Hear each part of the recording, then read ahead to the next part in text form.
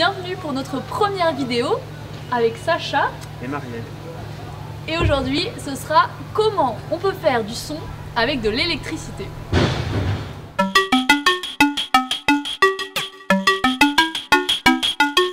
Petit rappel, comment fait-on de la lumière avec de l'électricité? Eh bien, on peut utiliser une pile et une ampoule. On va connecter les deux bornes de la pile sur les deux bornes de l'ampoule. Et la lumière s'allume. On peut essayer le même montage sous forme de circuit avec des pinces crocodiles. Regardons maintenant comment on peut créer du mouvement avec de l'électricité. Pour cela, on va utiliser un moteur et faire se toucher les deux bornes de ce moteur avec les deux bornes de la pile. On peut essayer cette connexion dans un sens, puis dans l'autre, et voir que le mouvement du bouchon de liège change de sens.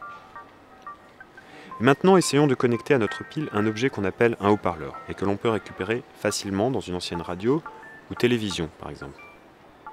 Les haut-parleurs comportent eux aussi deux bornes et on va créer un circuit comme avec l'ampoule ou le moteur. On ouvre et on ferme ce circuit en manipulant une des pinces croco sur la pile et on peut observer un mouvement et entendre un petit son. Regardons d'un peu plus près. Alors dans un sens, la membrane monte, puis elle descend. Si on inverse la polarité, la membrane descend, puis elle remonte.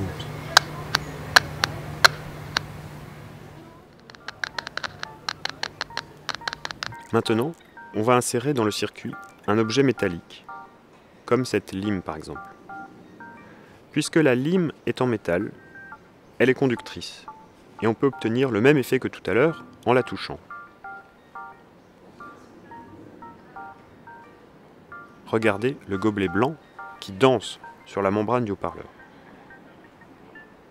On peut aussi frotter sur sa surface rugueuse, et voici ce qu'on entend. Ce son est provoqué par les petites bosses et petits creux sur la surface de la lime. Quand on passe la pince croco dessus, on fait des contacts par intermittence. Ça touche pas. Ça touche à nouveau, ça ne touche plus. Alors la membrane bouge de bas en haut et de haut en bas. Et voilà comment on fait du son avec de l'électricité. D'ailleurs, ce son de crépitement rappelle les premiers enregistrements audio qui fonctionnaient presque pareil. Une petite aiguille frottait sur un disque vinyle sur lequel était gravé un micro-sillon et le son apparaissait amplifié dans un haut-parleur.